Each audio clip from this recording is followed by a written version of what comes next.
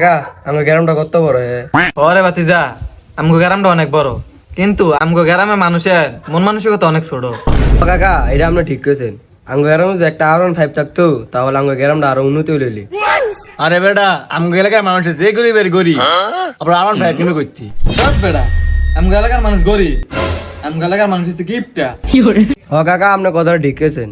আমার এলাকার মানুষের টিয়া আছে কিন্তু কিপটা। আরে R15 কিনা তো সহজ না, R15 কিনতে টিয়া লাগে। আর R15 কিন্তু কয়টা লাগে? মানুষের মন মানসিকতা রাখতে হইব। তুই যে তো হেডাম তুই এটা কিনে দেয়া। এরে হন তোর একটা কথা কই, মাথা সেভ করে রাখ। এই এলাকার মধ্যে সবার আগে আমি R15 কিনি।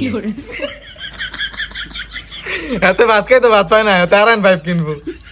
তোর ফালা দিলে বিরাই ঘুমায়, তুই R15 এর স্বপ্ন দেওস।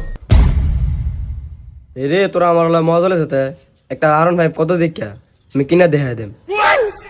এরে এরে তাই সেটা দিনে চা খান। এবার হর আরে বেড়া তার লগে নাই দুইটিয়া, এতে R15 কিনা স্বপ্ন দে। তোরা দুইটা আমার অপমান করছিস তা দেখবি একদিন আমি R15 কিনে না দেখা দেব।